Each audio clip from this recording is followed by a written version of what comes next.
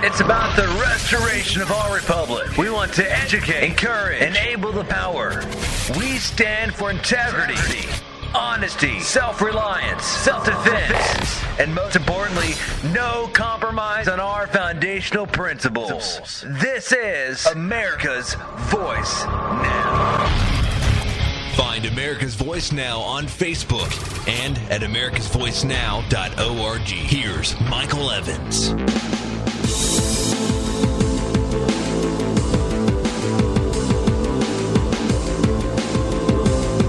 Good morning, America. You're listening to America's Voice Now. My name is Michael Evans. I am your host. Appreciate you riding with us this morning. Those of you that are joining us live on our website, thanks for coming along for the ride. We're going to cover a couple of topics this morning. There was a news story that broke yesterday that I thought was very, very important. This is a Patriot alert for you out there who have been dealing with especially the issues surrounding the blue ways that we had fought against the Department of the Interior on. And basically anyone in the United States, because, and I'll explain this a little bit in further detail as we get into this topic, but the blue ways is now being taken to a whole different level. The Department of Environmental Protection, or the EPA, Environmental Protection Agency, they are out there claiming a brand new authority, not surprisingly, right, in a nation full of tyrannical administrative agencies that operate outside the Constitution. This particular agency really takes the cake. There's a couple of them that really drive me nuts, and this is one of them. The second one is the ATF, who cannot exist or coexist in a free and liberty-driven society because they are diametrically opposed to the ownership of firearms, which is guaranteed by our Constitution, and therefore you have a scenario where you've got matter and antimatter trying to occupy the same space. You know the result. The EPA is on a power grab, and the states and the politicians that are concerned about it are claiming that this new water regulation could bring feds right into your backyard. This is an alert for patriots, and I want you to make sure that you hear this, and then I want you to share this with everyone that you know, because this will affect every single landowner in the United States. Our second topic this morning is how to win an argument with a liberal. I found a great article on a website called The College Fix, and I'm going to go over it with you because I think it's an extraordinarily important topic for us to address and talk about. So it's up on our website as well. You can find it by going to americasvoicenow.org. There's a story or an article up there. This is written by Julian Stanford from the University of Arizona. It's an excellent article. Our third topic this morning is going to be the police state and how they're militarizing local police forces in your neck of the woods. If you're not aware of it, these MRAPs and literally billions and billions of dollars of military equipment are being funneled to local police departments. And this stuff is so far over the top, folks. This is going to, well, first of all, the amount of it and the quantity of it and the quality and the styling of it is completely opposed to the police force's mandate, which is to keep peace. But what they're doing is they're outfitting your local police departments to make them, for all intents and purposes, weapons of war. And I got to tell you, it is absolutely inexcusable that this is the path that our nation is taking right now. Our fourth and final topic would be, and you're going to love this story, guys.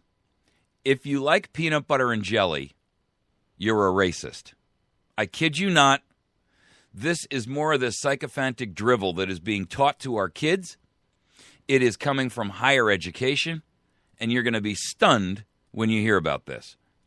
This is literally coming right out of a K-8 school in Portland, Oregon, where this principal, Harvey Scott, actually has an article out there and an argument out there that he makes that if you like peanut butter and jelly, you're a racist. You're not going to believe this one.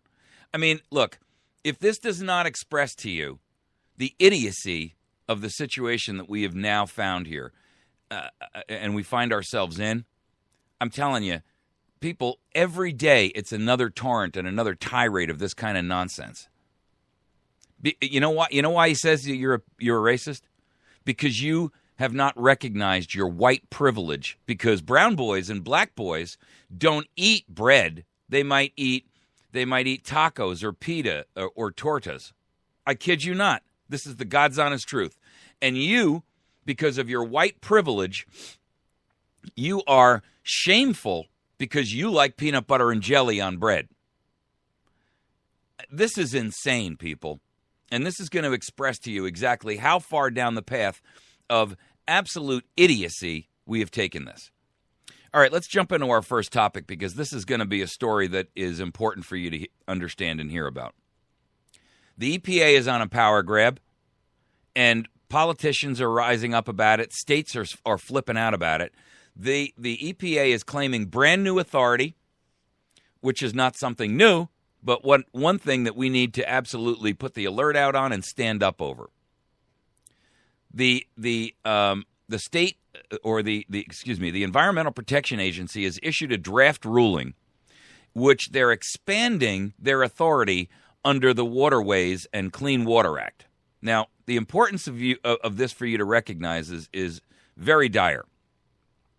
What they're saying, and right now the EPA can only access that water and only have authority over that water, which, and let me just start by saying, first of all, any authority that the EPA claims is extra-constitutional in its nature. Every administrative agency, with two exceptions, Commerce and Border Patrol, are unconstitutional on their face. We did not give authority to Congress to subdelegate the authority we gave to Congress to a bunch of unnamed, unelected bureaucrats, nameless, faceless, unaccountable. And that, ladies and gentlemen, is the truth. Everything else is BS and marketing. So recognize right off the bat that the EPA has no authority to exist.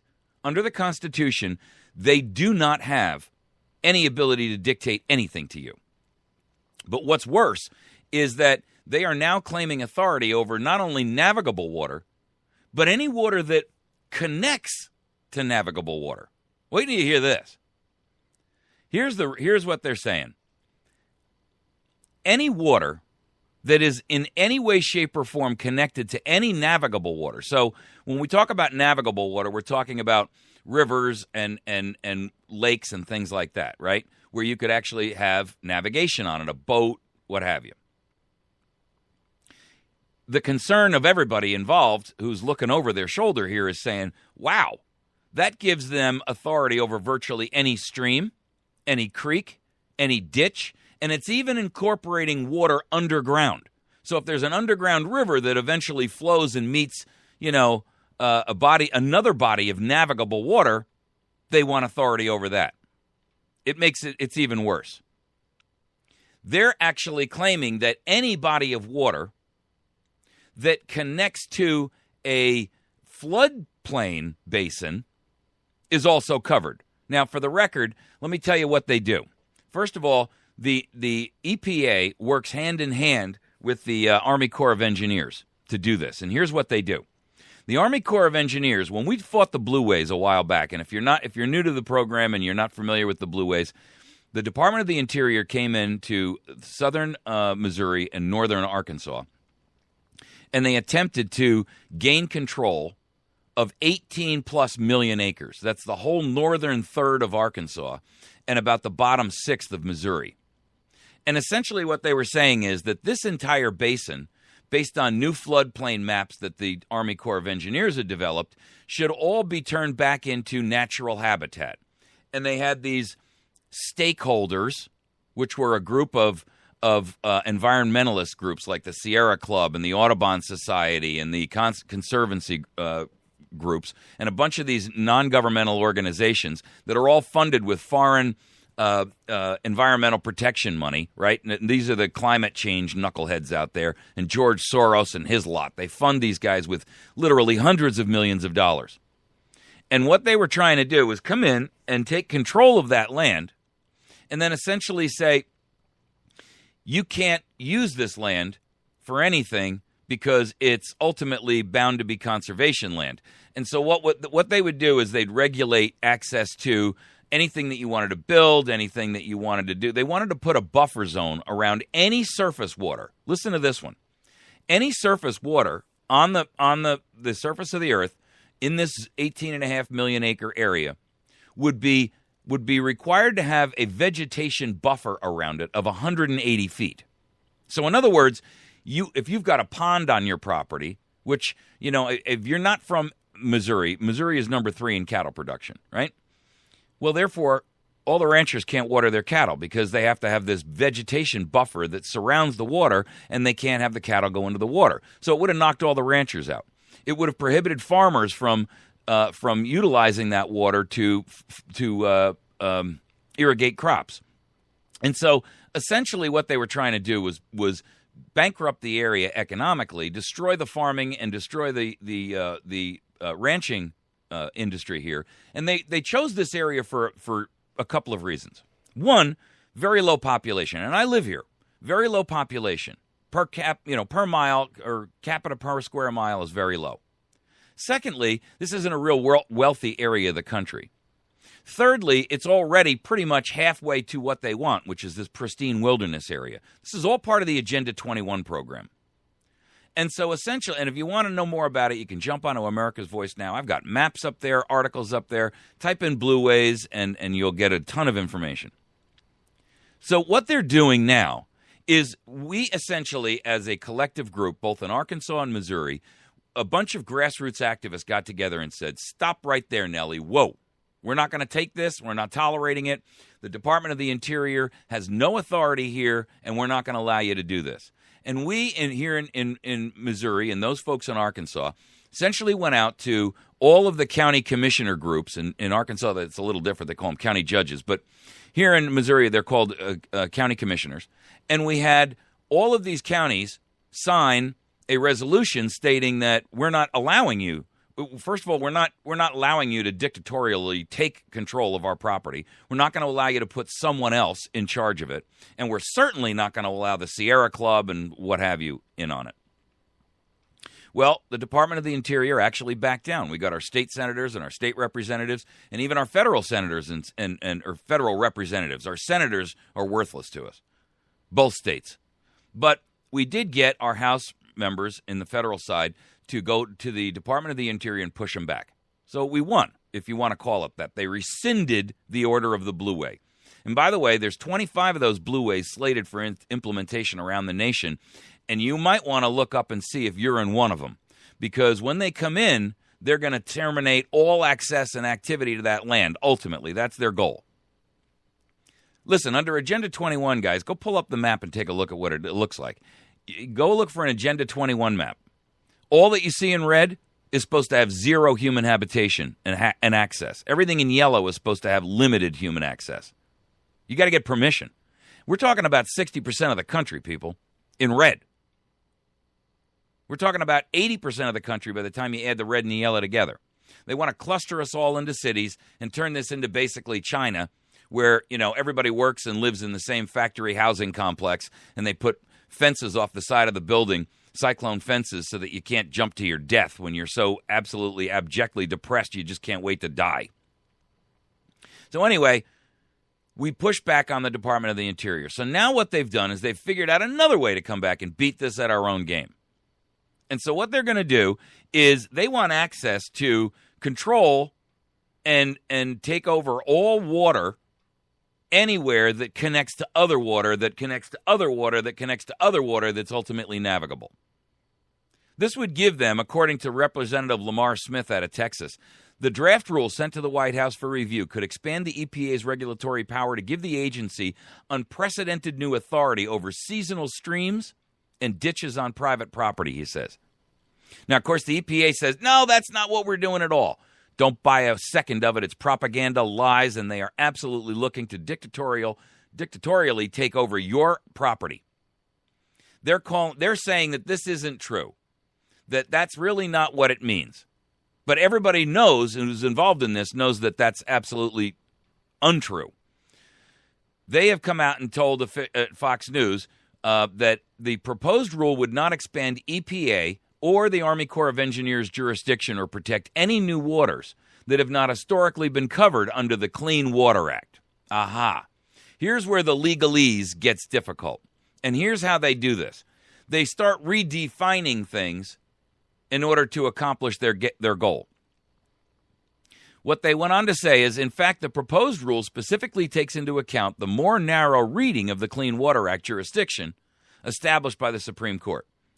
They say that this is mass confusion over what constitutes a protected body of water under the 1972 Clean Water Act.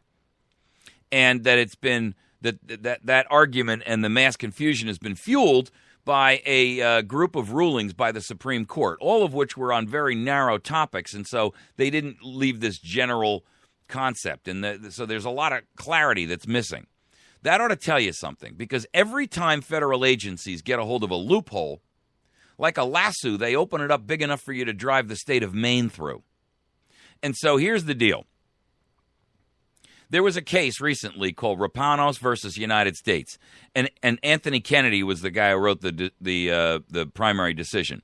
And he proclaimed that in order for an isolated wetland or a small body of water like a stream to be protected under the Clean Water Act, you had to scientifically prove beyond a reasonable doubt a significant nexus.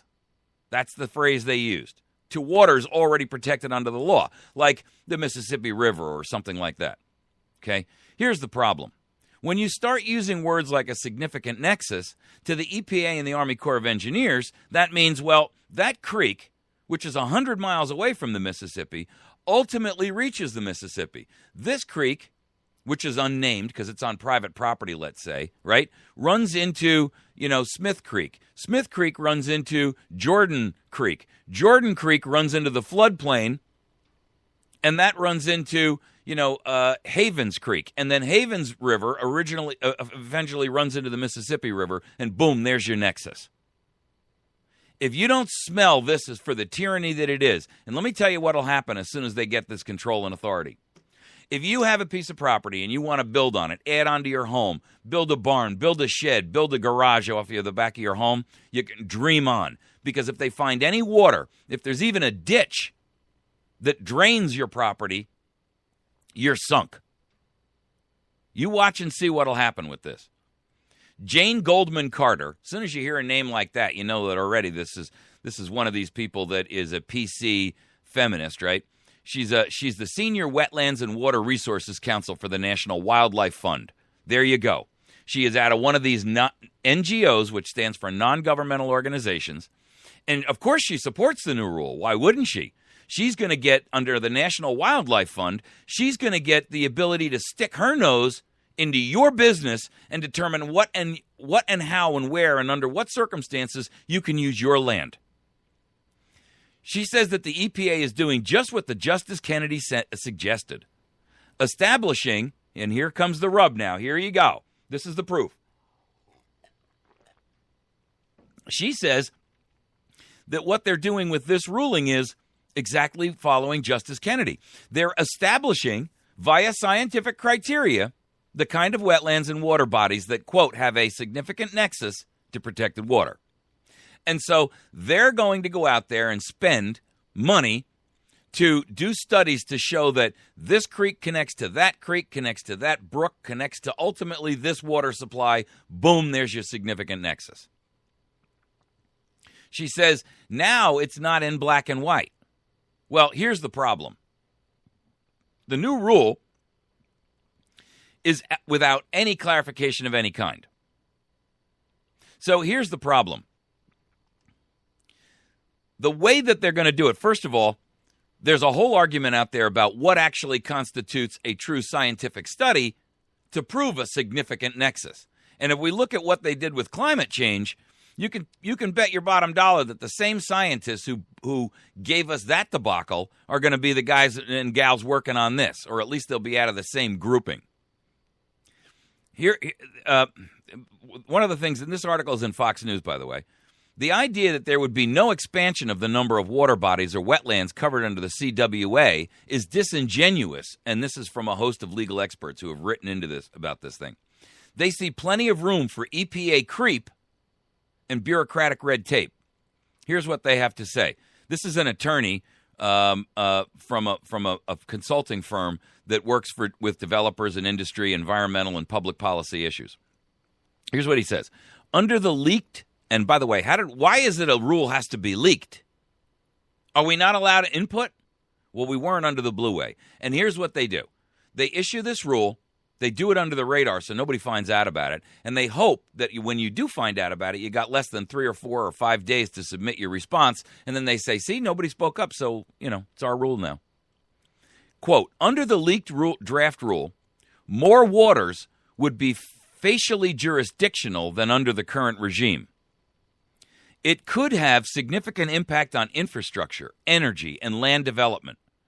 The definitions of these would be changed in more than one way.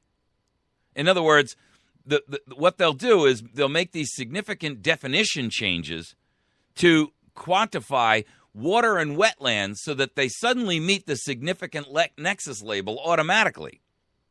And there is a protection definition that's out there called a fact-intensive inquiry that has to be gone through in order to determine what currently has a significant nexus. They want to bypass that. So suddenly, you don't have facts supporting this. You just have the assertions of some idiot. Well, you don't know about it because you don't live in Missouri, a lot of you. But let me tell you what they did the last time. We have this salamander in our creeks around here. And it's now endangered. And so they've taken over all kinds of water and rivers around here over this salamander, right? And so, you know how they found out what the salamander, and they classified it as endangered?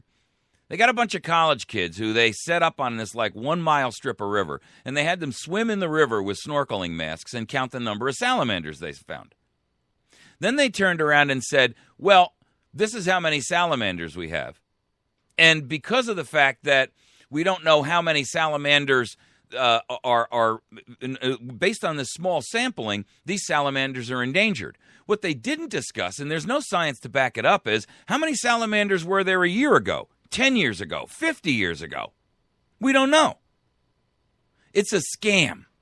And they've taken over entire bodies of rivers in this area as a result of this kind of crap.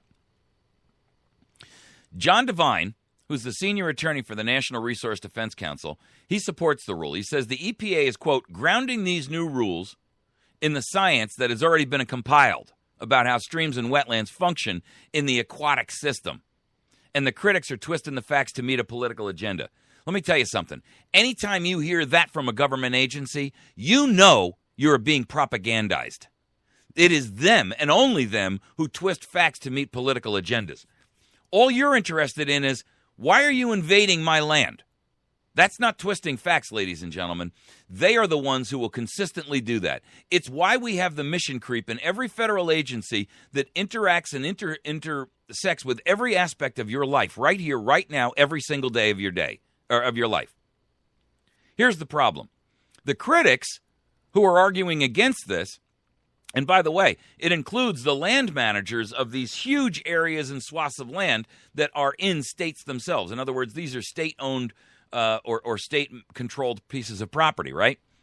They say that the EPA is basing its science on a draft environmental report that hasn't even been vetted with an independent science advisory board. So basically, they have no foundational or scientific or empirical evidence to back up their assertions, and they're basing it on this draft environmental report that hasn't even been peer-reviewed, much less vetted by an independent science advisory board. Do you smell the problem here?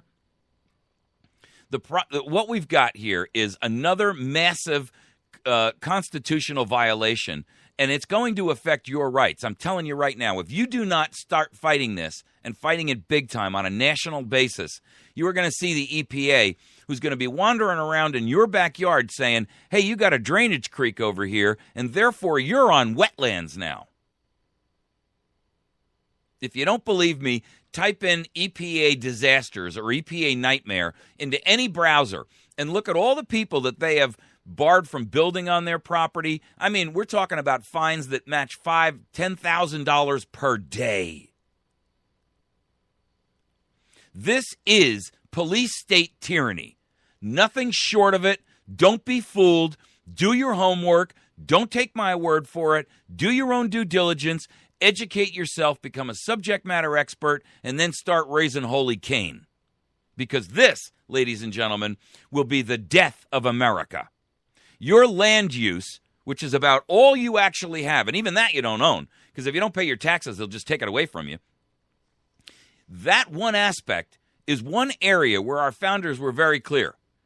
If you are barred from owning land, you are no longer a citizen, you are a subject. And if you can own land, but don't ultimately own it, and have somebody else who can dictate what you can do with it, you may as well not own it. You're just paying the rent. And that, ladies and gentlemen, is the tyranny and the treason that is being promulgated on you by the EPA. The entire South Carolina Farm Bureau is warning that, quote, streams and most wetlands are connected and exert an influence on downstream water. However, the EPA stops short of asking important questions about the scientific significance of any of these connections.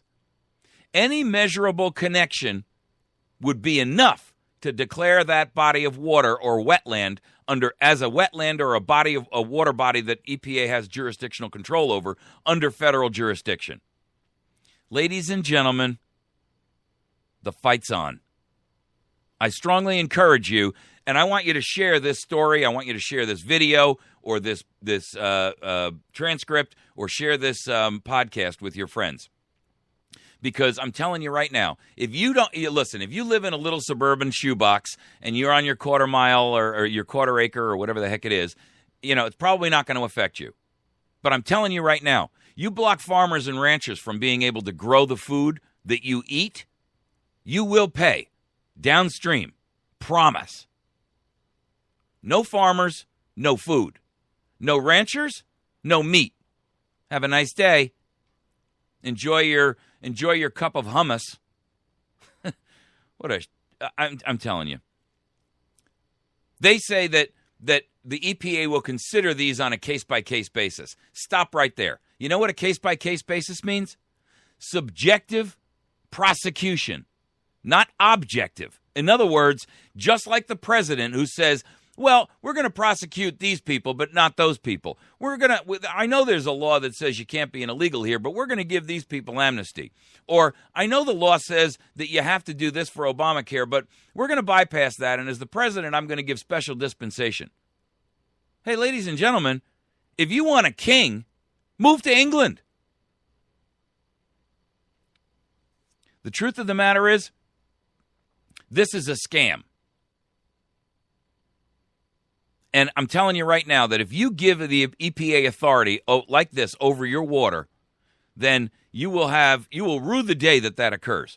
This is nothing more than a police state tactic to gain access and control over your property, your land, every piece of property around the United States.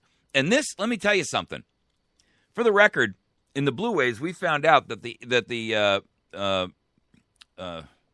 Army Corps of Engineers had just reestablished the new floodplains in the 100 and 500-year plains, right?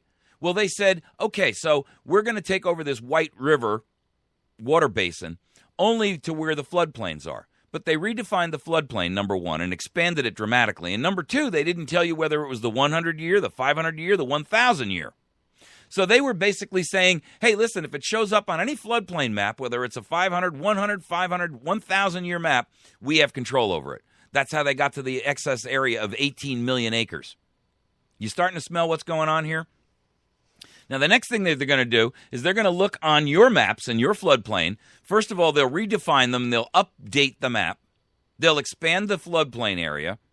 And then you'll find yourself in a floodplain, which might be a 1,000-year floodplain. In other words, basically, you'd have to be living in the time of Noah in order for it to flood.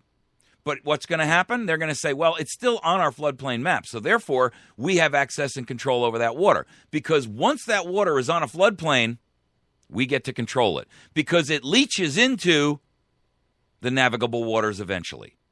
You get it? The truth is, well, here's a quote that comes right out of the Farm Bureau. Industry and members of Congress calling the EPA's, this is from the proponents who are supporting this thing. Industry and members of Congress calling EPA's actions an overreach are the same people who deny science and reasonable environmental protections on a whole host of other issues. That's a guy by the name of Dalal Abulson, spokesman for, guess where? Sierra Club. Yeah. This is the same group of people that want to make sure that the middle of the nation, basically the entire center of the nation, is turned into a unhuman habitated or uninhabited and untouched by humans, a vast location where everything is turned back into pristine wilderness, and the deer and the antelope can roam and all of that nonsense. So here's what Lamar Smith says. The agency's own science advisors have not had the opportunity to review the science that underpins this rule. Any rule that could give EPA the authority to tell us what to do in our own backyards needs to be supported by sound science. Well, I'm going to take it a step further, Mr. Smith. I'm going to tell you right now that, first of all, the EPA has no authority to tell us what to do in our backyard. Science be damned. The truth of the matter is, this is an extra constitutional agency. And if any one of you, you Congress people had any chutzpah, if you had any brass, you'd remove that agency from existence because it doesn't exist and it doesn't exist in a constitutional format. And let me tell you something, folks, and I'm going to finish this. We got to take a hard break. I can't go on with this. When we come back, I'm going to touch on why administrative agencies are so dangerous to you. I might actually preempt or shortcut this article on how to beat a liberal at their own game. But what you need to know is that you are subjected to an administrative law judge, so you don't even get a trial jury, or a jury by trial, or a trial by jury. Here's the deal. You need to understand how administrative agencies work against you. We're going to touch on that very briefly when we come back, and then I'm going to get into how to win an argument with a liberal. You're listening to America's Voice Now. Find us on the web at americasvoicenow.org. Find us on Facebook at facebook.com/America's Voice Now. Find our YouTube videos on our YouTube channel at youtube.com/America's Voice Now. We have a brand new podcast service up there. You can actually go on to Spreaker.com/user/America's Voice Now, and you can download an entire podcast, put it into your cell phone, and listen to it at your own leisure if you don't want to sit in front of a PC. We'll be back in just a moment.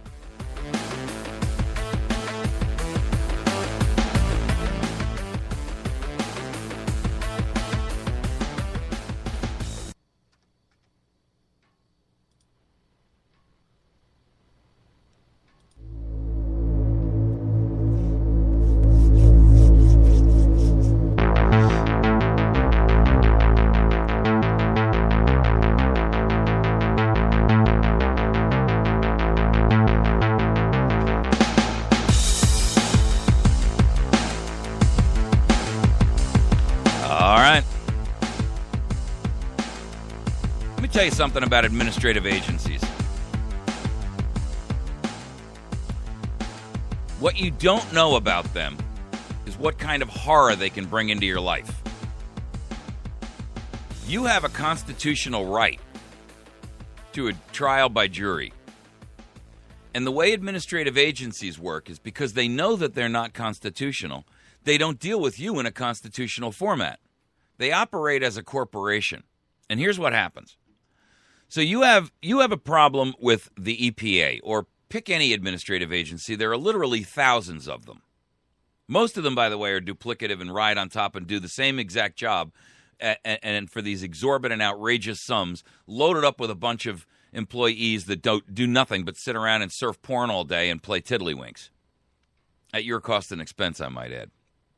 And figure out how else they can scram some money out of the taxpayers and get a free ride. But here's what happens. You go before an administrative law judge. And administrative agencies, they don't pass law because the Constitution says only Congress can pass law. So they don't pass laws. What they pass are, listen to the definitions here, rules and regulations. Yet those rules and those regulations parade about as law because you can be fined, you can be imprisoned, you can be sanctioned, you can have your money taken and seized from you, you can be penalized. There's all different kinds of things that go along with these administrative rules and regulations. As a result, you go before an administrative law judge, but you're not entitled to a jury. The judge hears the case, and by the way, he works for the self-same agency that you're contesting and have the controversy with. Now, what kind of a rigged kangaroo court garbage nonsense is that? So you go before an administrative law judge, and he hears the case and invariably finds on behalf of the agency, and if you don't have the financial resources to go out there and take it and keep appealing it up the ladder, and eventually you'd have to take it to a national level and go into a federal court. Let me tell you something. The minute you talk about a federal court, you're going to talk $5,000 to $10,000 to $25,000 to even talk to an attorney. Most people don't have that. So they beat you by financial attrition. This is the oldest game in the book. And I'm telling you, you have been subjected to it. People say to me, man, why do you get so frustrated about this stuff? Because you, as an American, don't even know that you have been subjected to the most onerous treason that could possibly be perpetrated upon you. And you're only aware of it when it comes in and bites you in your pocket, when they take your land. But I'm telling you that there are literally millions of stories of Americans who have been struck down, destroyed, their homes taken, their businesses destroyed, them left with nothing by administrative agencies and administrative law judges who declare a ruling. Look, guys, take the country back or give up and just bow down. Start licking the hands that feed. You can kiss and lick their boots if that's what you want to do. But I'm telling you right now, I'm not gonna. Get on your stick, get on your high horse, educate yourself about this EPA land grab. You can start by going to our website at americasvoicenow.org. Pull this story up. Just go out in there and do some searches if you don't want to do that. I don't care where you get the information. You do your own due diligence. Don't take my word for it. Look it up. Educate yourself. Make sure you know what you're talking about. And then get out there and raise Cain. And here's the way to do it. I posted an article up this morning that's entitled Speech. How to win an argument with a liberal. Well, you ought to know this, and I'm going to tell you why. This particular article, and I found it on a great website. It's called The College Fix, and it's their slogan is the daily dose of right-minded campus news, and it's all stuff related to colleges and universities. And we all know how slanted and biased that is, right? So this is an excellent primer for anybody who wants to engage in any kind of political discussion, especially if you're going to do so with the dark side. And you should be practicing and working at that, because your goal is not to maybe talk only to preach to the choir or talk to people who are like-minded. Your job is to educate those around you, and that includes those who are sitting on the fence and even those who are on the dark side but are slowly but surely coming awake. They're awaking from their slumber, and your job is to bring them up to speed in a hurry, right? It's a crash course on patriotism. Recognize your nation is working to deceive you, to enslave you, and ultimately for your demise. And I'm telling you, with what's going on right now in this administration, with the way that even liberals who voted for Obama and sycophantically supported him through all of these other scandals are now, when it's hitting them in their pocketbook and they're seeing the depth of the depravity of this Obamacare thing and how the guy is a pathological, abject liar, they're beginning to say, hey, wait a minute, maybe I was fooled here. What you got to remember, though, is that the biggest problem that human nature has is in admitting that they're wrong. No matter what, people don't want to admit they're wrong. And people who have strong political feelings especially so, and I'll tell you why. Because they've been out there talking to their circle of influence too. And the liberals are great at this. They're actually better than the conservatives are. The liberals are out there talking to their friends, and they're rallying. Well, guess what? If you were wrong, and you now recognize that by voting for Obama and supporting him, I misled all those people I talked to. And it makes it even harder to admit you're wrong. It's one thing to admit you're wrong when you're only talking to one person, and you say, yeah, you know, I always kind of thought this, but you opened my eyes to something different, and I really wasn't aware of that. I guess I should have done my homework more. That's a hard thing for people to say. It's almost impossible when they have built up a reputation in their community and in their circle of influence for being the go-to guy for knowledge and information and ideas. And now he's got to backtrack and say, you know what, I led you all astray. Big difference. Anyway, this article is excellent because what happens with a lot of folks when you're engaged in a conversation with liberals progressives, whatever you want to call them, the minute that you begin to put up roadblocks of logic, reason, well-reasoned and sound arguments, they immediately descend into emotional arguments and arguments that are, for all intents and purposes, impossible to discredit, because it disappears from a civil discourse and it becomes this accusatory thing. In other words, well, if you don't support Obama, you're a racist. That kind of talking. Well, that's so antithetical to critical thinking. That is anathema to the critical thinking mind. And so your job is to make sure that you are not being verbally molested or that you're flat out ass whooped, okay? Your job is to make sure that you are well enough educated and secure enough in the knowledge that you have, and have some tactics in your pocket on how you can help derail that kind of emotional degradation of the conversation. Because almost invariably, that is exactly what will happen. It'll come down to well, you can't tell me what to do with my body. I'm not trying to tell you what to do with your body. I'm just saying that I say the same thing to you. You can't tell me what to do with mine either. Right? I mean, you can't force me to go have an abortion. You can't force me to go get sterilized. That's what, it's stunning to me, the level of the same thing applies to the gay marriage thing, Listen, I don't care who you want to sleep with, and I don't care whether you love somebody the same sex or a different sex. I don't really care. But I don't want you to force it down my throat and make me say, yes, I agree with you, at the point of a gun. And that's essentially what's happened to us. That's what's happening all across our country.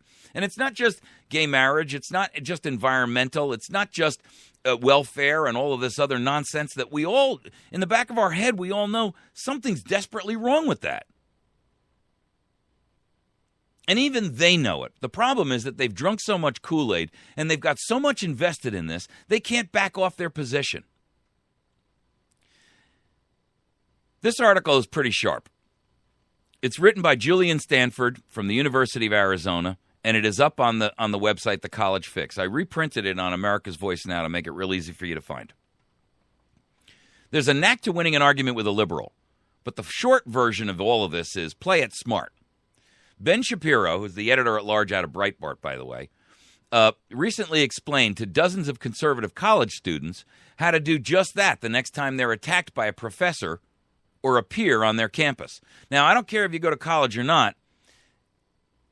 If you're in education, and by the way, Common Core is another perfect example of this, because the intelligentsia of the country are the ones who are defending Common Core, even though they have no idea what's in it. So you can utilize these skills, and he's actually got a whole series of steps here, which we're going to go over. There's 10 steps. You can use this to derail their arguments. Shapiro addressed these students November 8th in Santa Barbara, California, to a Young America's Foundation. It's a conference that's held every year. So basically, here's what Shapiro had to say. There's hope to win these arguments. Young conservatives can combat unfair judgment with his 10-step method on how to best engage in an effective discussion with a liberal. So here's what they are. Step number 1, embrace the fight. Have courage, maintain your ground, and stand up for what you believe in. In other words, don't be afraid to say, hey, wait a second, that's not right. You're disingenuous in your argument here. Or don't say just because 3 of them are arguing against you and you just want to end the argument because you don't want to be, verbally whipped, that, you're going to back off of your position. Don't let peer pressure change your mind. Be courageous and stand up for what you believe in and be vocal about it. I use the phrase here all the time. America, arise and be counted. Be fearless, be fierce, be courageous, and speak out, even when your voice shakes. I got to tell you, I got a son in high school, and he said to me he's uncomfortable with raising issues about Common Core because he doesn't want to be essentially persecuted at the school for taking a position and a stance against what the schools think or want to institute. And his concern is, but you know what, Dad? I'm going to be applying for scholarships, and I don't want to be penalized. Hey, you know what? I mean, I understand his concern. But that ought to tell you everything that you need to know about why it's so important that we take our nation back. If you've got a high school kid who's afraid to speak out about the complete destruction of our education system because he's afraid of being ostracized and penalized for that when it comes to trying to apply for, and my son is an honor roll student in everything. He's in every advanced placement course you can find. The kid is brilliant. He goes to bed and he wakes up smarter. I don't know where he must have got his genetics from his mother, but the truth is, for that kid to be afraid is wrong. That's not the America I live in, or grew up in, I should say. Embrace the fight. Have courage. Maintain your ground and stand up for what you believe in. Step number 2, frame the opponent. Leftists frequently step out of the realm of civility, and they rely on personal attacks in an attempt to discredit their opponent and leave them in a vulnerable state. Shapiro says liberals must be directed back towards a civil discourse. This is the one where they say, well, if you believe that, then you're a racist. If you don't support President Obama, you don't support him just because he's black. Now, that's when I say to people, well, stop right there. I 100% support Dr. Ben Carson. I support Thomas Sowell. They're both black. I would allow either of those gentlemen to be a president of the United States with my blessing. So don't throw the black argument out there. Let's stick to the real issues here, and let's really address what President Barack Obama has done to our nation. That's the kind of thing that we're talking about here, right?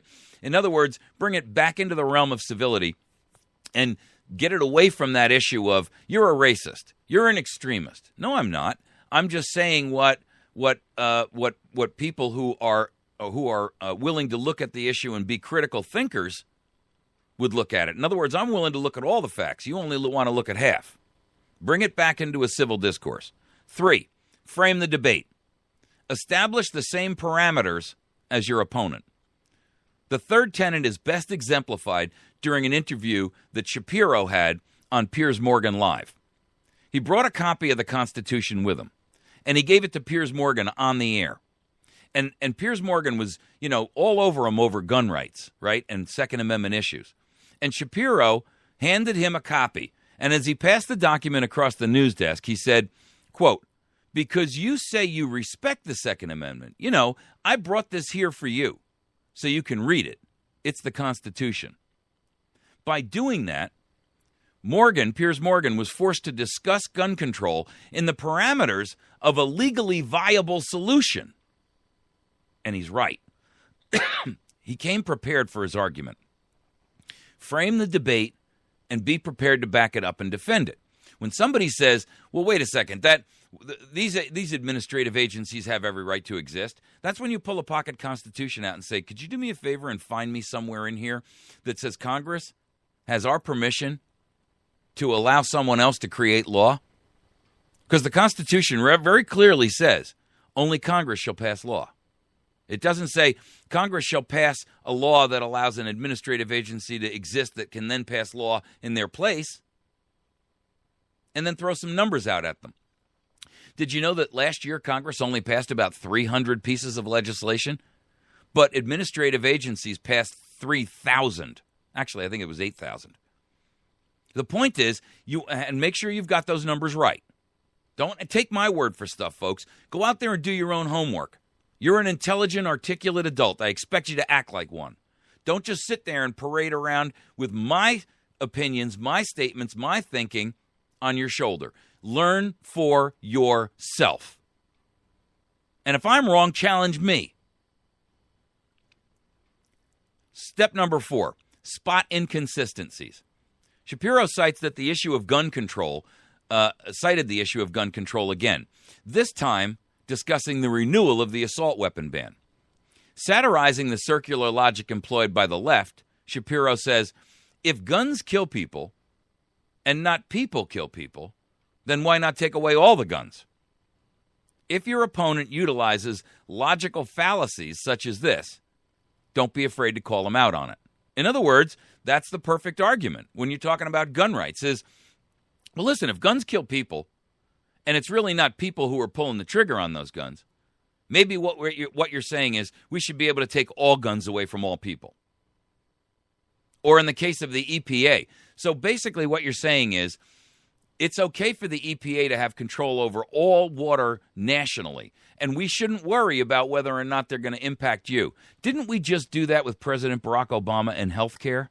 I mean, you bought into the health care argument that he gave that you were going to see lower premiums and better quality of care.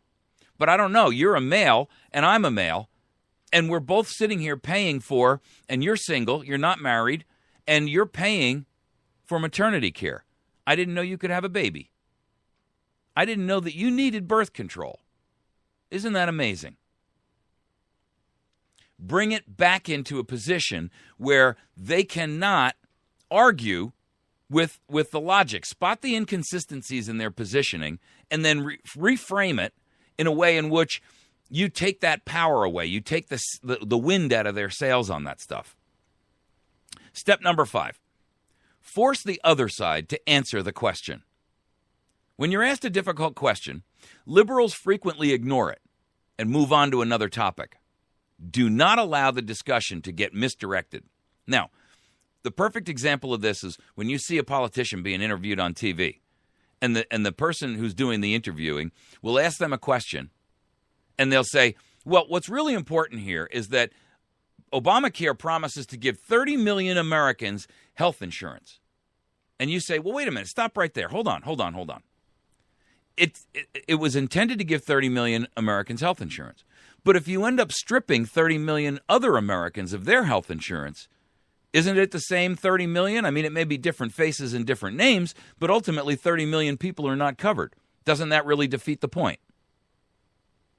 So you see, you want to be prepared and you got to know your topic well enough. That's why you need to do your own homework and your own research, so that you've got the ability to sit there and say, well, okay, but under Obamacare, they never told us that somewhere between, right now we know it's 5 million, but we haven't even begun to get into the small business and the big business markets. And we know that the estimates that are going to come down is that within 12 months, we're going to see another 50 to 100 million. Now, if 50 to 100 million people lose their coverage so that 30 million people can get their coverage, something's desperately wrong with this picture. I mean, frame the position another way. All right, so here's the deal. You make $67,000 a year, roughly. That's what you told me you make $67,000. I only make $47,000. So what I'm going to suggest is that every year you give me $10,000 so that we're on an even keel. Is that okay? Is that fair? Try to make sure that you're spotting the inconsistencies in their arguments. And then when you do find that, point it out. And then make sure that they stay on the point. Don't allow them to distract it and try to use talking points. Because you know what you're going to find? Those talking points are an exact verbatim statement from something else they heard from somebody else. And that's what I mean when I say, don't be a parrot. Have your own formulated opinion so that you, after doing your own homework and after educating yourself, you can actually take facts and figures and pull them out in any order. They don't have to be in some specific memorized order, but you ought to be able to literally sit there and pull an ace out of the middle of the deck of the cards and say, aha. That's the difference. That's why you need to know your topic. Step number 6, don't get distracted. If you allow yourself to fall victim to this tactic, you are, quote, according to Mr. Shapiro, following the rabbit down the rabbit hole. And that is the truth. Here's where that scenario gets applied. You're having a discussion.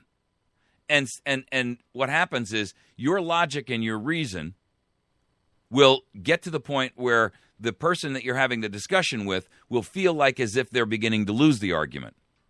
It will descend into either an emotional argument or it'll descend into you're a racist or, you're a race baiter or some other ridiculous emotional issue.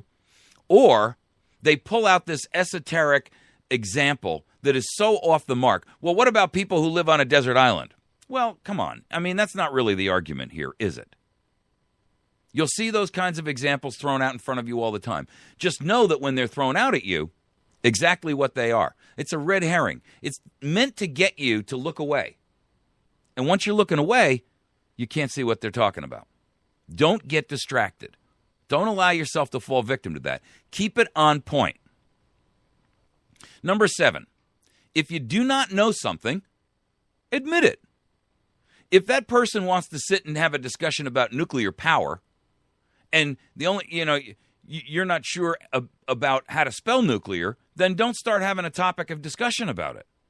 Because what's going to happen is they may have more facts and figures and knowledge and ideas about this than you do, and then you're going to look like a knucklehead. What he says is, it is better to acknowledge that you are not an expert on a subject rather than to let your opponent walk all over you once they figure out that you're unfamiliar with it. So if somebody says to you, if the topic starts to drift into an area that you're not comfortable with, and it migrates away from an area that you are comfortable with, either bring it back or say, yeah, but our topic of discussion here was not nuclear. We were talking about Second Amendment rights, or we were talking about free speech, or we were talking about the NSA and privacy. I don't want to get off into a whole topic about nuclear energy because that we haven't really settled the first topic yet. Let's finish that one. Bring it back there. Or simply flat out say, listen, you may be able to teach me something about nuclear energy because it's really not an area that I have an enormous amount of familiarity with. But what I'd rather do is rather than get off on that tangent, and by the way, I'm happy to have that conversation with you because I might learn from you. But at the same point in time, I want to finish the topic we're on. And what we were talking about was the NSA spying. You get it? Bring it back to where you do have a level of comfort. And don't get sidetracked into chasing a rabbit down a topic you have absolutely no experience with. That's why I say to you that you should be a subject matter expert in order to be able to handle conversations like this. You don't have to be a subject matter expert about everything, and you shouldn't sit there and say, I'm not going to have these conversations until I'm a subject matter expert. You've got to practice. Just make sure that you don't wade in too deep. If the water is over the hip boots, then you're in too deep. Step number 8, do not buy into the paradigm. Liberals will try to argue against their perception of the conservative ideology, not with you as an individual. Not all conservatives believe exactly what you believe, and make sure that they know where you personally stand on an issue. So, perfect example. Don't buy into the paradigm. I'll have a conversation with somebody and they'll say, well, you want to stop everybody from having abortions. Whoa, stop right there. You're wrong. You're making an assumption about me based on a bias that you have about all conservatives. The truth of the matter is, I don't really have a problem with abortion. It's up to you. That's between you and God. That's not my place to tell you what to do with your body. The one thing I do have a problem with, even on the abortion side, those folks who don't want abortion, is, listen, if somebody is raped or they're the victim of incest, on a personal level, I believe that they should be able to have an abortion. If you're about to have a baby that is fathered by your father, if you've been raped, I believe you should be able to have an abortion. That is my personal belief. You may not agree with it, and I don't really care whether you do or not. And if you shut the show off because I don't agree with you on abortion, then you're the one who's got the small mind. The truth of the matter is that I don't condone abortion. I wouldn't have one. I wouldn't ask my family to have one. I don't think they're a good thing.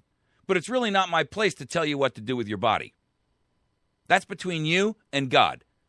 And, if abortion was actually the way in which they couched it, that it was going to be rare and legal, that would be one thing.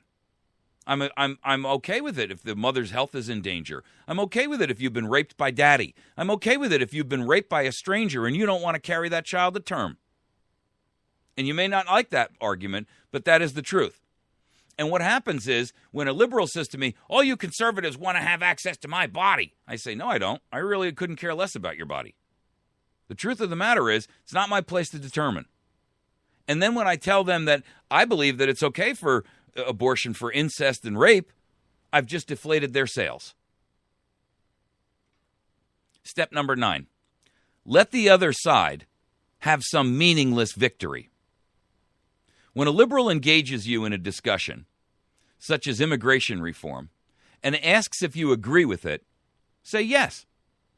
Then qualify that response. By doing this, you take the buzzword off the table. Liberals have carefully packaged phrases. This is the bullet points and the talking points I told you about earlier. such as immigration reform or pro-choice. These are specifically designed to make conservatives appear heartless when they disagree with that particular platform. By playing the liberal game with slogans, you take away some of their power.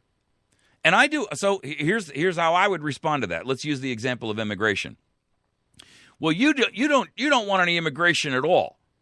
Well, stop right there. I do believe in immigration reform. I believe that we should have immigration reform. I recognize that based on your numbers, there's 11.5 million of them here in the country. I understand that. The truth of the matter is, those 11.5 million, they probably shouldn't be separated from their families and ripped out of their families and sent away. I'm going to agree with you on that. But what I am going to also tell you is that in order for us to move forward with that, the border has to be hermetically sealed so that a flea can't get across. When the border has been sealed, then I say, okay, once that border has been sealed, and it's proven to be sealed, not some promise that, well, immigration's down. No, I want it sealed, locked tight. Once that border is sealed, then I say, let's open up a registration window where everyone who's here in the country illegally, with the knowledge that they're not going to get tossed for coming forward, comes out of the shadows and registers. And by that registration, they're saying, I want to be a member of this society. They go to the back of the line, and they got to do whatever they got to do. Start paying taxes and all the rest of that. I'm fine with that. But I don't want to have any discussion until that border is sealed. Locked down tight. After that, we can have any discussion you want. But that's a prerequisite, because we cannot allow the border open so that we have this conversation again 3 or 5 or 20 or 50 years again. Now, if you can agree with me on that first and foremost we ought to seal the border, then we can have any discussion you want about what to do with those who are here. But that's the first thing that has to happen. The border gets sealed.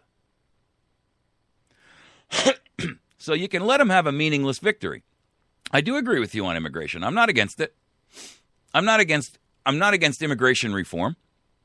I'm just against unlimited immigration reform. Step number 10, and then we're going to wrap this segment up. Body language matters. Nonverbal communication is just as important as the spoken word. The key to winning the discussion is never to be on the defensive. Once you begin to defend your argument, you are already losing. Shapiro's bottom line, be courageous and stick to your convictions. I'd add a few things to that. One, your body language will matter when you're knowledgeable about your subject matter. I'm going to tell you something right now. If you are uncomfortable with the topic that you're having the discussion about, your body language is going to expose you and tell the tale. So, not just be courageous and stick to your convictions, know why you have those convictions. That's an argument I couch to you guys every single time I talk to you. Know why you believe what you believe. And understand it from not only your perspective, but the opposing side's perspective. Because then you're in a position to not only know where you stand and why you stand there, but you're also in a position to know why they stand against you and how they arrived at their positioning. This is all part of the critical thinking issue that we talk about on a routine basis. If you are truly doing critical thinking, you're going to have spent some time learning both sides of a position in an argument. I'm telling you right now, one, you may actually improve your own understanding of an issue to the point where you might even modify your own position a little bit. Instead of being a staunch person against something, you may actually say, well, I'm generally against it, but I can see that there may be times when it's applicable or it has to be allowed. Or it's really nobody's place to deal with. Right? Make sure that you're learning both sides of the coin. You wouldn't sit there and take a book and make a decision on what that book says by only reading one page of it. You can't possibly do that. You can't have a good, well-rounded understanding of what that book has to say by just reading one page of it or just the cover page. You can't figure it out by reading on the inside cover the summary. You need to fully understand it. And the only way that you're going to do that is by learning the topic. Now, that means that you generally want to find a topic that interests you. I'm running way over time here. But you've got to find a topic that interests you. Otherwise, you're going to be, it's like reading a math book. It's so dry, it'll put you to sleep. Educate yourself about those areas that you have a personal interest in, something that is an interest and an affinity to you. And then once you have that, then make sure that you've checked their side, understand why they think the way they think, understand what they think, and then you're in a position to actually have these discussions. But you know what? It's our duty, it's our obligation to make sure that we are educating those around us within our circle of influence. And your circle of influence includes people that don't agree with you. So, the next time you want to have a discussion like that, here's my suggestion. Get a hold of this primer, whether you find it on my website or back at College Fix. All credit goes to them, by the way. I had nothing to do with this. I'm just analyzing it with you. But here's my suggestion. Read this, go through this article, and read it thoroughly, and read it well. Then when you've accomplished that, make sure that you have done your homework on your particular topic. Read it, memorize it, apply it, and repeat. Be back in just a minute. You're listening to America's Voice Now. You can find us on the web at americasvoicenow.org. You can find us on facebook.com/America's Voice Now. You can find us on youtube.com/America's Voice Now. And our new Spreaker app, which, by the way, if you have a mobile phone, you can download it from either iTunes or from Google Play. Just look for the Spreaker application. Type it in. It's SP Sierra Peter Romeo Echo Alpha Kilo Echo Romeo. Spreaker, like a speaker, but with an R in there. And then do a search for America's Voice Now, Michael Evans, and you'll find this podcast, and then you can just literally go in there and hit it anytime you want. So you have a mobile application where you can download this or listen live. We'll be back in just a second.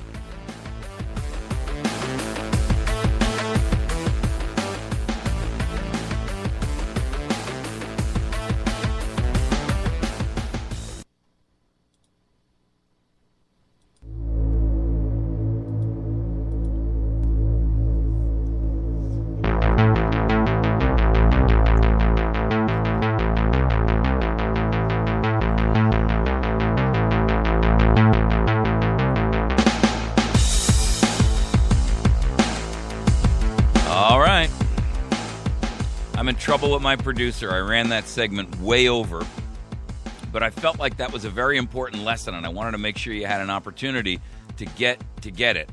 And, just reading it is one thing, but when we discuss it and we look at how some examples of how you can apply it, that's where the real value comes in, right?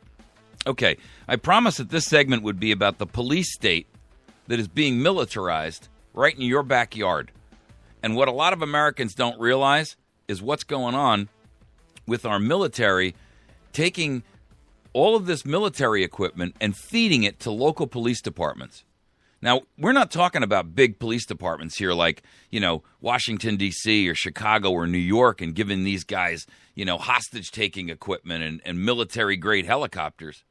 We're talking about little tiny towns and villages of 10 and 20 and 15,000 people. How ridiculous. There's a police department. This article, by the way, is from Belgrade News. There's a link to it on our Facebook page, and if you're watching this on YouTube, it'll be in the description area of the video, so you can look at it yourself. And I encourage you to read it. The numbers that are in this, and it's a fairly long article. I'm not going to have the time to go through the whole thing with you, but I will give you some of the highlights out of it. There's a police department that hasn't had an officer killed in the line of duty for over 125 years. There's less than 20,000 people there, and they've obtained a bunch of tactical military vests, just like those that were used in Afghanistan. There's another police department with a city of 35,000 people. They just obtained a military-grade helicopter. I mean, for what?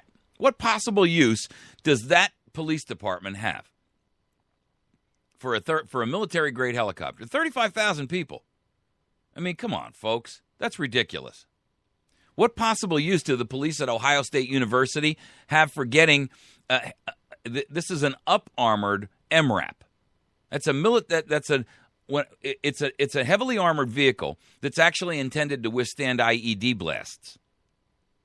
What does the University of Ohio need for the Ohio State University need that for? At the bottom of it, it's got a V, so that in the event that you drive over an IED in Afghanistan, when the blast happens, it gets deflected outbound. So it's got a V like a boat.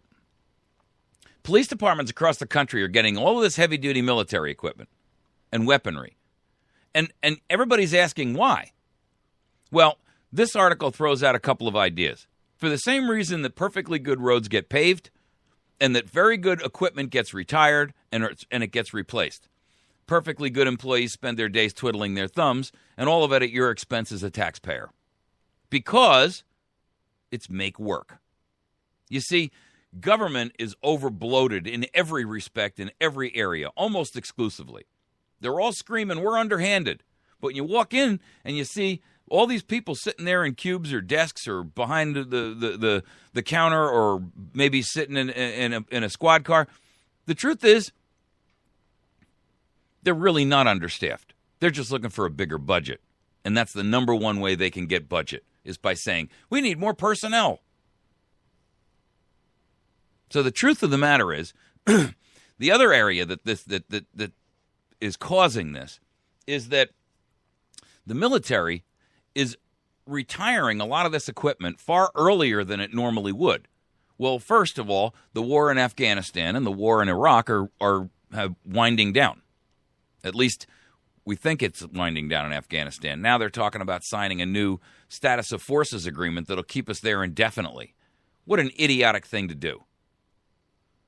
We should have never been over there in the first place, nor Iraq. But the fact is that they have got all of this equipment, and now that they're coming back, they're just dumping this equipment into communities, towns and cities and villages, and big cities too. But, you know, we don't really need, the University of Ohio doesn't need an MRAP. It really doesn't. They say they're going to use it for hostage situations. Well, how many hostage situations does the Ohio State University really have? And under what auspice have they become a government entity that actually has the right to own a military vehicle? Why do you need a military-grade helicopter for a city of 35,000 people? All of this is basically, and there's a book out there by the guy who wrote this article. His name is John Whitehead. He wrote a book called A Government of Wolves, The Emerging American Police State.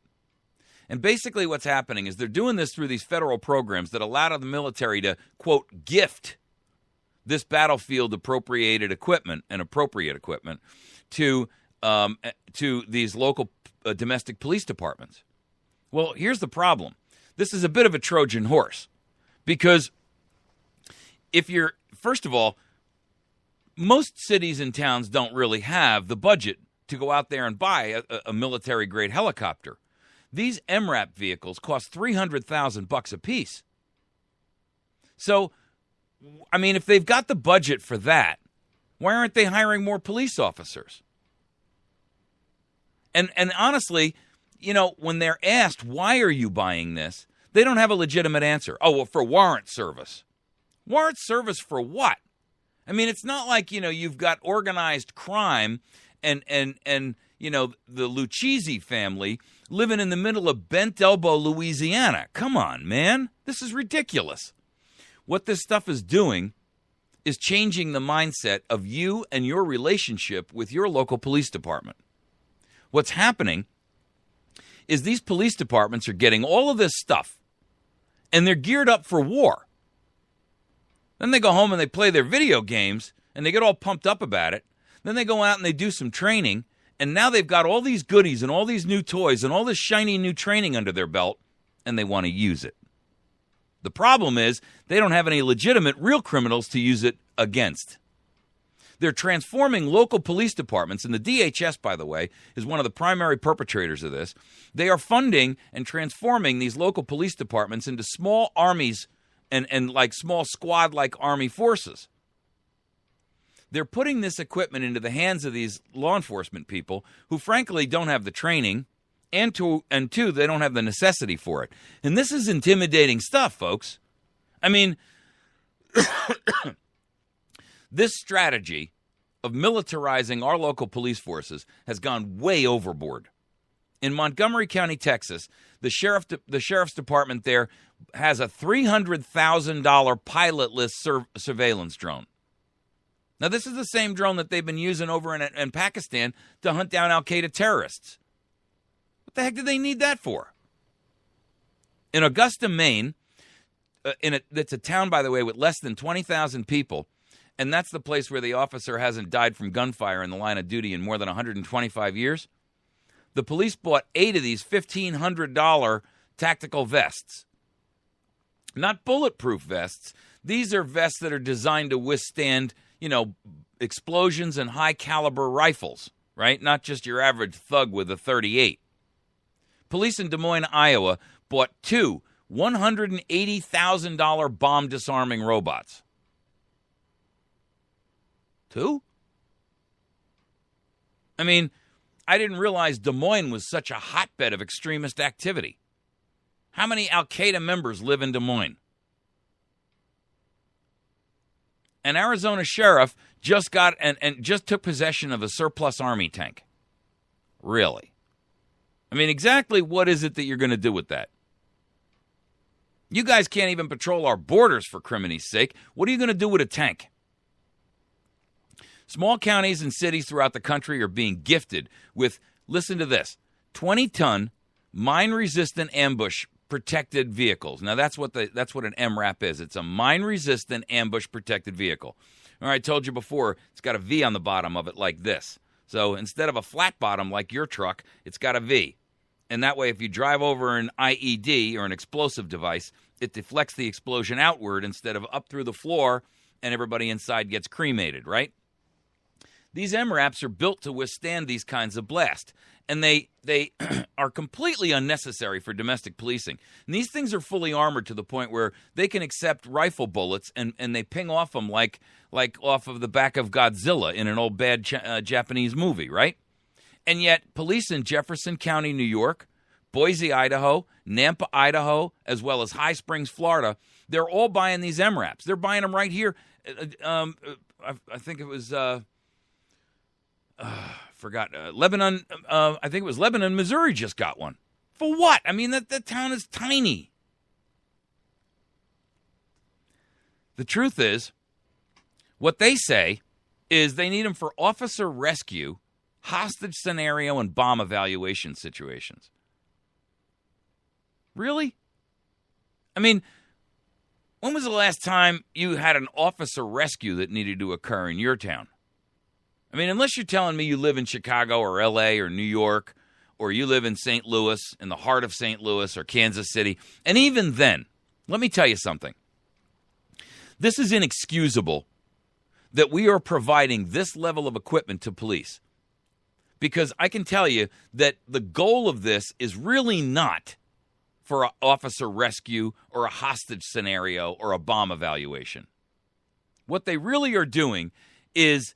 Well, first of all, the one in Ohio State University, it's actually going to be used for crowd control at football games. The truth is, they are taking control and taking possession of this equipment because they're really worried about you. They are concerned when the EBT card doesn't get filled up, when the rent stops flowing, if the American people rise up because they are sick and tired of being whipped and beaten by tyrants like a bunch of cur dogs, that's what they're really taking possession of this for.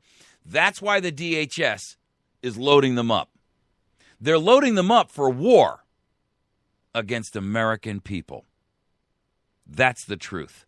And everything else is a marketing cover-up. Don't buy it.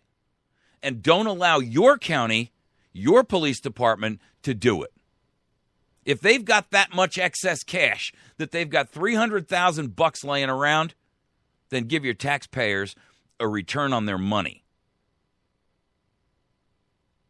13,000 agencies in 50 states and 4 U.S. territories are in this military, you know what the military calls it? A recycling program. Well, wait until you hear what the staggering numbers are. Since 9/11, the original 9/11 back in 2001, $35 billion worth of this equipment has gone to police departments around the country. $35 billion. We're talking a significant level of armed forces being domestically instituted and implanted in your city, your town, your county, your village. And that, ladies and gentlemen, is unconstitutional. They are building a standing army, according to Barack Obama, as well funded, as well equipped as our military. And that is treason. The other side of this is, what this does is it keeps the military-industrial complex in business. They have dumped $35 billion onto the American police departments, and meanwhile turned around and said, okay, now we can float a new order because it's worth $34 billion in its condition. But to buy it all new again is $175 billion. Starting to smell the rig?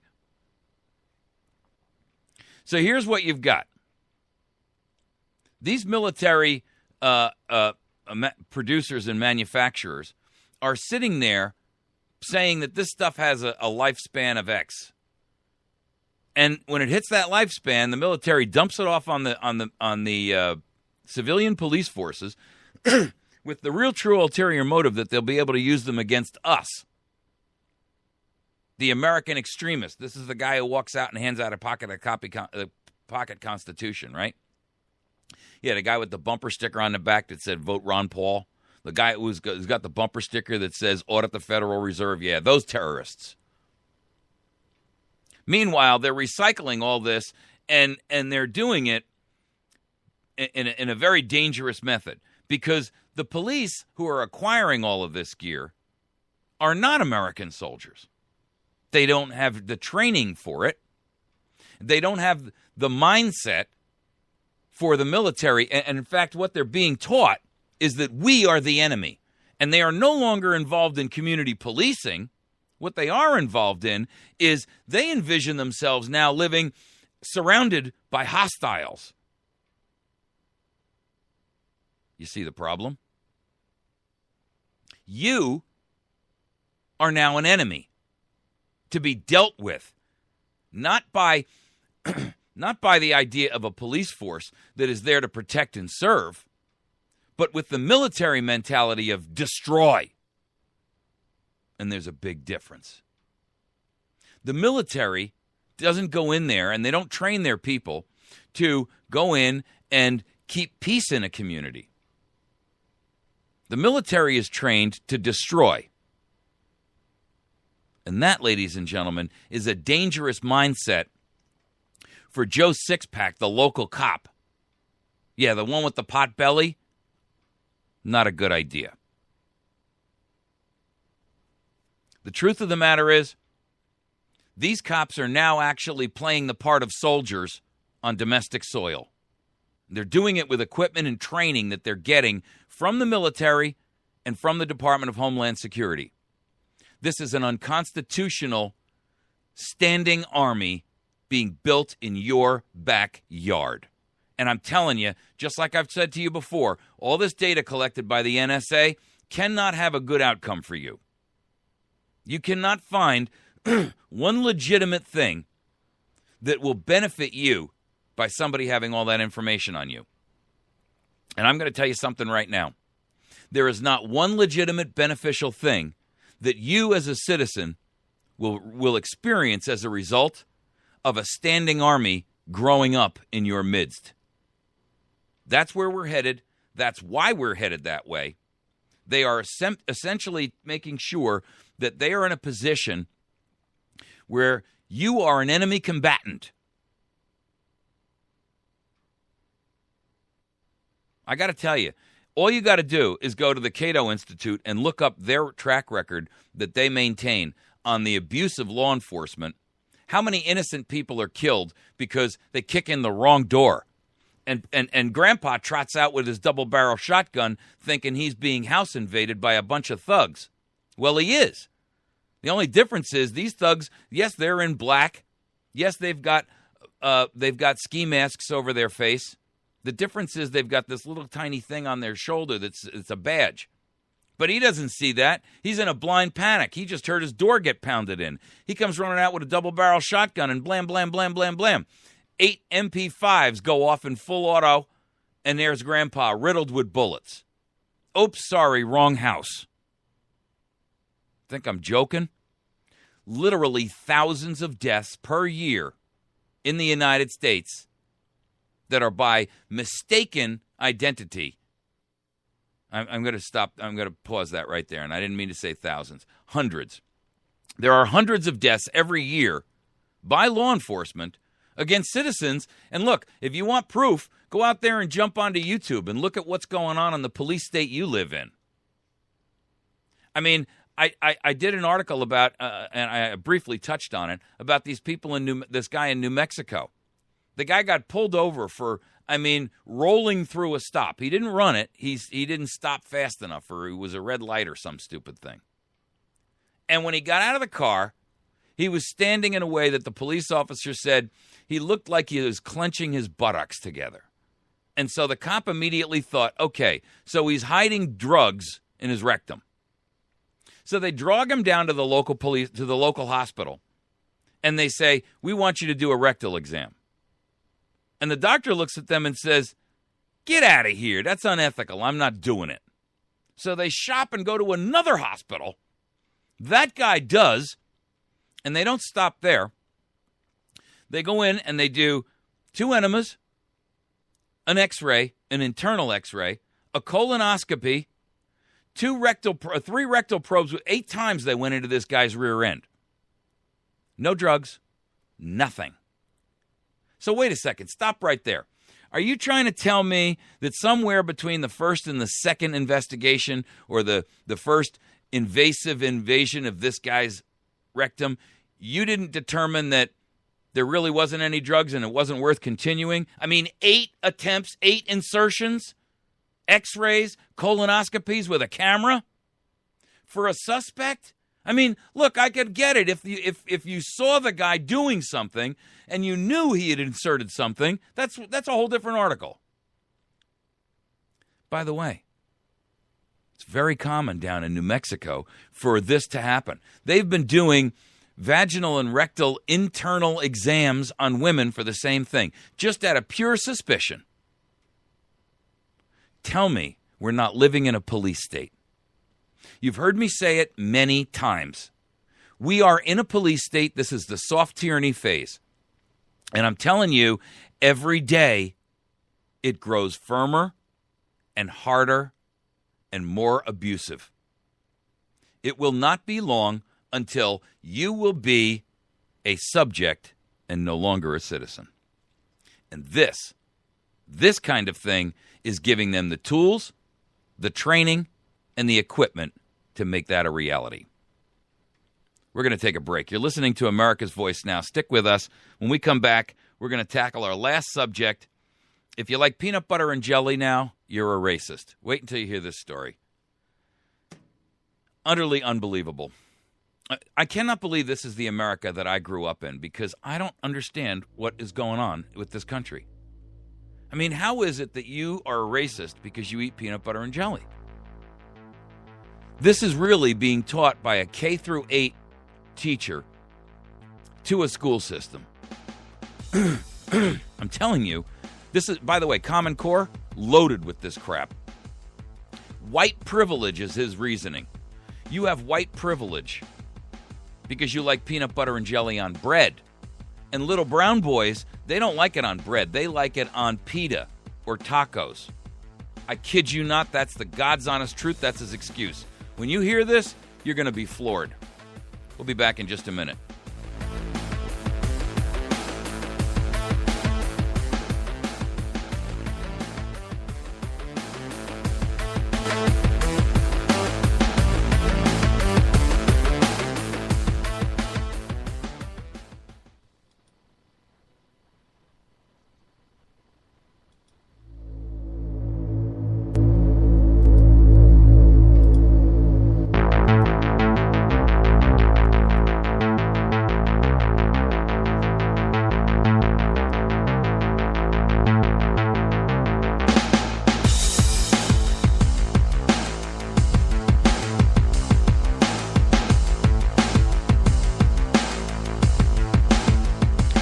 Hi, I'd like to order a peanut butter and jelly sandwich, please.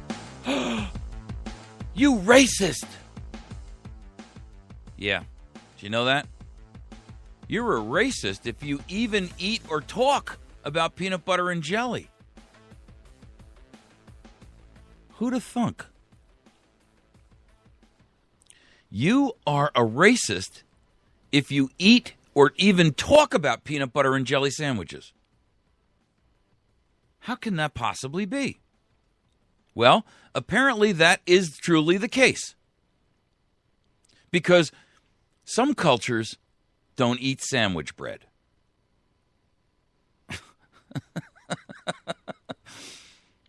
If this wasn't my country I was talking about, it would actually be RFLOL, rolling on the floor, laughing out loud funny. But this is our country we're talking about. Veronice Gutierrez, the principal of Harvey Scott K-8 school in Portland, Oregon, she did an interview with the Portland Tribune. These are her statements. I'm going to read you the whole thing because it's so disturbing. I want you to actually hear it in her words. Start of the interview. This is her quote. Take the peanut butter sandwich. A seemingly innocent example a teacher used in a lesson last school year, says the Tribune. What about Somali or Hispanic students who might not eat sandwiches? Gutierrez asks. Another way would be to say, quote, Americans eat peanut butter and jelly. Do you have anything like that? Let me tell you, maybe they eat torta or pita.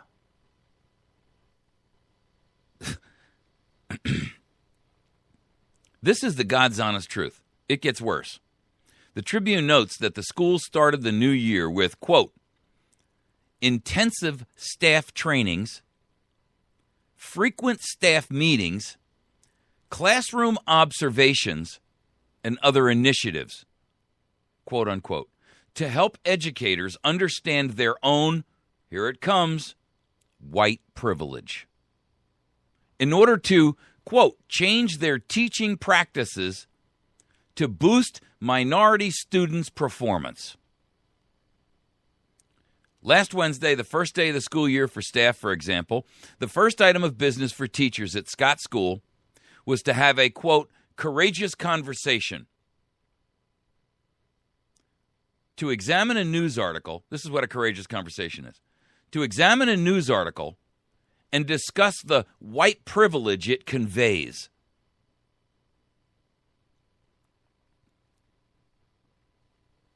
There is something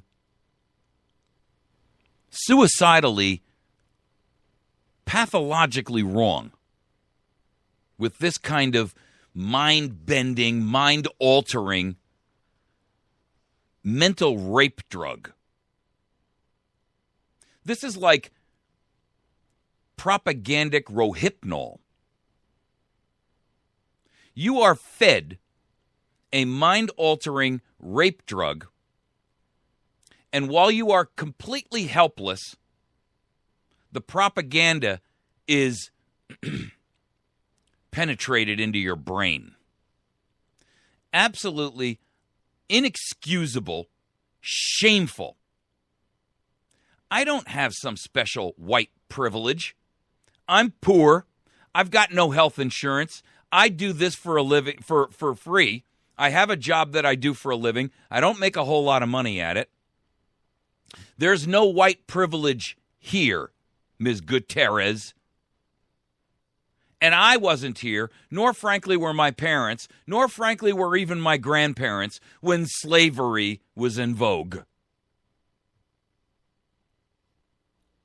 Gutierrez completes a week-long seminar called, quote, Coaching for Educational Equity, a program that the Tribune says focuses on, quote, race and how it affects life.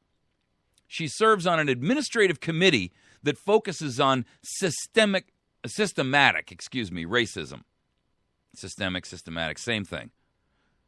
The truth is, racism, systemic or systematic, only exists in the minds of these people who insist on putting it in the forefront of everything in our country. I'm sick and tired of it. I'm tired of people accusing me of being a racist because I don't like Barack Obama's policies. The truth is, you put Ben Carson up there, and I'd vote for the guy in a heartbeat. You put Thomas Sowell up there, and I would vote for the man in a heartbeat. You know why? They're both black men. The truth of the matter is, one, they see the world through eyes that recognize that we all have basic rights and individual rights, and that government's true functional role is to create and foster an environment where we are all entitled to do the best that we can do, while government's sole function is to protect as many of us as possible, with the caveat that it cannot come at the expense and the cost of an individual right. And that literally sums it all up, folks. I couldn't care what color his skin is. I don't care what kind of hair he's got. I don't care whether or not he likes hippie clothes or dippy clothes or shark skin suits. The truth of the matter is, I am sick and tired of being called a racist. I am tired of being called a baby killer. I'm tired of being called a baby saver. I'm tired of being accused of caring about what you put into your body, how you put it in, under what circumstances. I'm sick of it. I'm tired of being told I've got white privilege, that I won the genetic lottery, according to Arnie Duncan.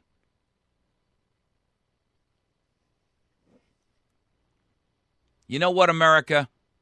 It's time for this crap to stop. The truth is, Ms. Gutierrez ought to be slapped across the face for that kind of a statement. I mean hard. This is exactly what I mean when I talk about the phrase self-treason. That's the worst kind of treason, because it's suicidal treason. And what's worse is that she's not willing to go down alone. See, she's like a suicide bomber of the mind. And that, ladies and gentlemen, is a flippin' tragedy.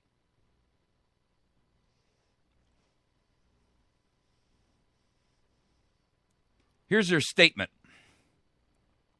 She said this in a letter to staff. Tell me you want your kid under the tutelage of this suicidal psychopath. Our focus school and our superintendent's mandate that we improve education for students of color, particularly black and brown boys, that it will provide us with many opportunities to use the protocols of courageous conversation in data teams, team meetings, staff meetings, and conversations amongst one another. Remember that courageous conversations are for you to read, review, and discuss your white privilege that story conveyed to you.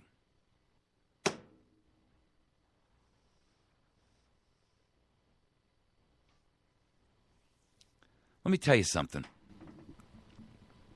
What she's suggesting here is racism. They can couch it in any kind of liberal, progressive, nonsensical, political PC crap they want. But I'm telling you, this is racism. And it's the worst kind of racism. This is dangerous, fascist racism. This is the kind of racism that got Jews and gypsies and anybody who didn't cooperate cooked in the 40s. This is the kind of racism that got Polacks and Polish people ostracized by the Germans. This is the kind of racism that got anybody who was a minority, not just necessarily Jewish. Let me tell you something. There were 12 million people killed in the death camps in Germany, not 6. 6 million of them may have been Jews. But there are 6 million more who are saying, hey, don't forget about us over here. They were the people who weren't Jewish, but they were what? a different ethnicity, or they were undesirable in some other way, shape, or form. The true intellectuals, the people who spoke out. Well, let me tell you something. This is exactly the kind of thing that led to that. This is racism. It is hate speech. If you're telling me, and she put this in writing, our focus school and our superintendent's mandate, this is a mandate from the superintendent of schools, your kid, K through 8, is being fed this monopolistic diatribe, this diarrhea of the mind. To improve education for students of color, particularly black and brown boys. Really? Well, first of all, so what are you trying to tell me? We can't improve the students who are not of color? I thought white was a color too. In fact, if you look at it from the real perspective of an artist, black is the absence of color, not white. This is treasonous nonsense that is being fostered and pumped into your kid's mind all day long. Now, it may only be happening up here in Portland, but I'm telling you, this what this story is from. But kids are learning this crap every single day. This is being pumped into their mind in not little teaspoons. They're using coal shovels.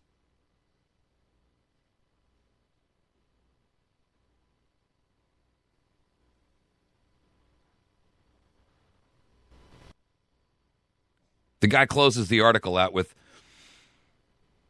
man, I'm so mad about this. Next time you're in the bread aisle at the grocery store, you may want to think twice. Sensitive liberal educators are now recommending the torta or the pita as a more culturally inclusive alternative. Now that you've been made aware of the evil of your enjoyment of PB&J, there's only one question left to answer. Is white bread more racist than whole wheat? Good point, author. The author of this is Nathan Harden. He's the editor of The College Fix. I told you, this is the place where I found that other story I did earlier. I like this. This is a great website, thecollegefix.com. Because you know what? This is a group of people who are recognizing what's happening to our country, and they're speaking out. They're having the courage of their convictions to stand up and be counted. They are saying, I will be fearless in the face of what I know to be an onslaught from my enemies. Thank you, Nathan, for having the courage to stand up and write about, frankly, treason, self-treason, self-loathing, hatred for oneself.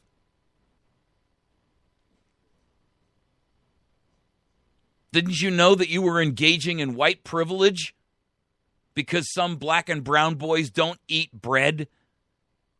You've got to be flippin' kidding me.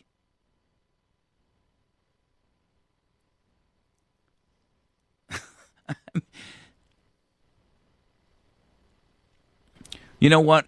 We'd be a lot better off if these people who promote this kind of garbage would actually feel so bad about it that they would put themselves out of our misery so that we don't have to hear and see their self-hate and their self-loathing that is fueled by this do-gooder PC muling kitten crap.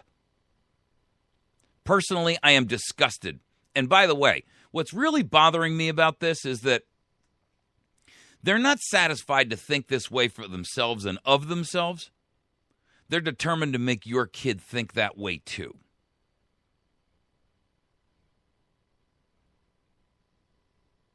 This is self-treason.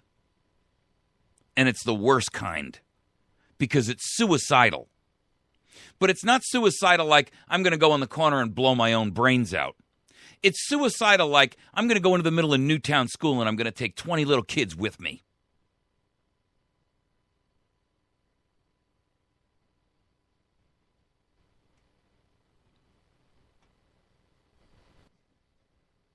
see, the real problem here, ladies and gentlemen, is that we are being manipulated.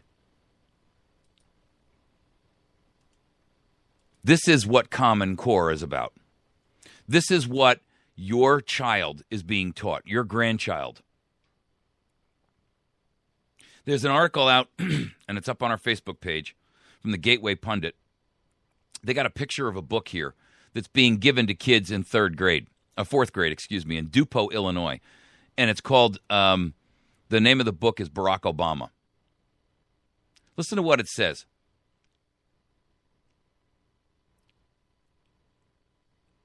But some people said that Americans weren't ready for that much change.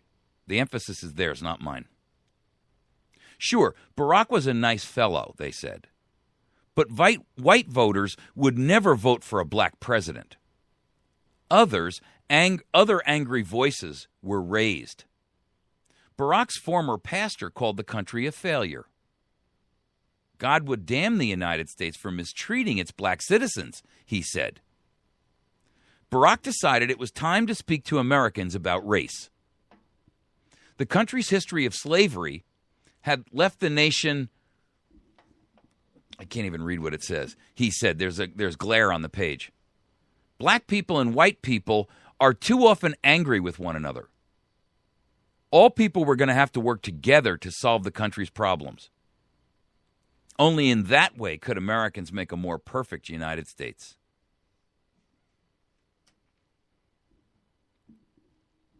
Well, thank you, Messiah Obama, for saving us from our racist selves. Oh, that's right, I forgot. You're the great divider-in-chief. You're the guy who speaks out before he even knows what's going on and then has to hold a beer summit because it turned out the guy whose side you took was wrong. Oh, that's right, I forgot. You're the guy who stood up and said, if I had a son, he would look like Trayvon. And then demonized the only judicial system in the country because you didn't like the outcome. You're the guy who's been fostering racial hatred since your days in college and even long before that, according to the witnesses that we've had come forward who knew you before we could find you on videotape.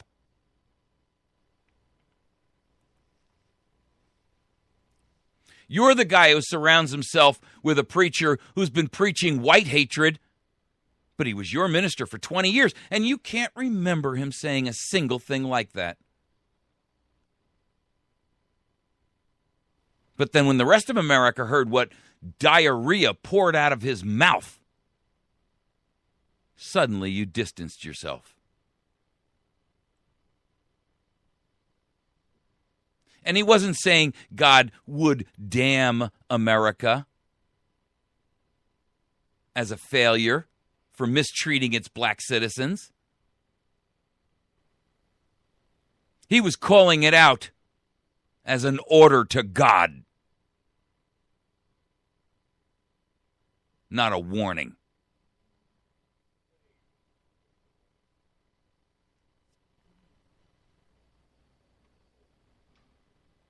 This is what your kids are being taught. This is propaganda, mind control, Hitler Youth wrapped up in one. You've heard me say this is a fascist dictatorial tyranny we're running into, and you've said, no, fascist is too strong a word. That's not what we are. This is socialism. No, it ain't. This is not socialism. This is fascism, mounted, built, riding on a horse of hatred. Socialism is built on greed. Fascism is built on hate. And that, ladies and gentlemen, is what Barack Obama has gifted us as a nation for his legacy. Division, hatred, massive suicide, homicide bombers who are getting into the minds of your children and indoctrinating them to commit murder. That is the truth. And everything else that you're fed is a bunch of propaganda by a bunch of other people who don't want you to think for yourself. Well, start educating yourself. Start speaking out. Have the courage of your convictions to stand up and say what's not politically correct. I don't have a problem with black people. I've got a problem with anybody who wants to turn my country into a fascist dictatorship and is seeking the demise of those people he has sworn an oath to protect and defend.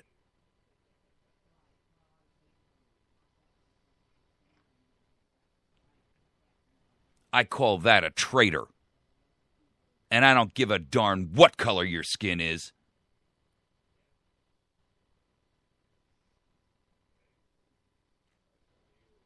You want to couch that as something else? You go right ahead. This ain't hate speech. This is love speech. Tough love. It's time America grew up, recognized what is being pumped into your mind with a fire hose. What you are being taught is hate speech, and they are using propagandic techniques that would make Goebbels smile. TASS News Service. This is the same stuff that was being done by Pravda during the Soviet regime. You want to fall prey to that? You go right ahead. But I'll tell you what, I'm protecting my mind.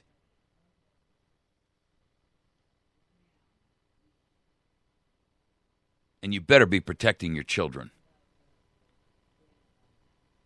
We don't want to do that, would we?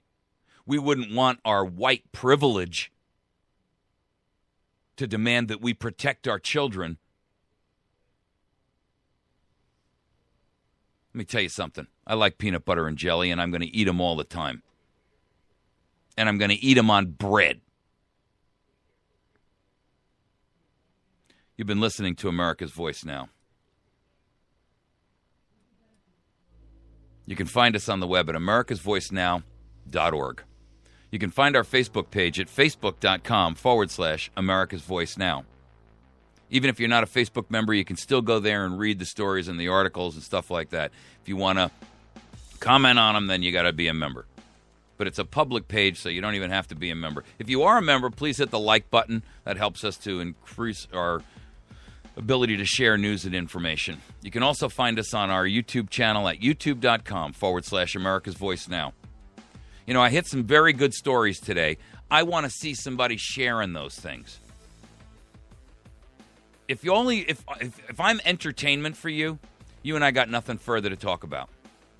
If you're serious about protecting and defending this nation, we're aligned.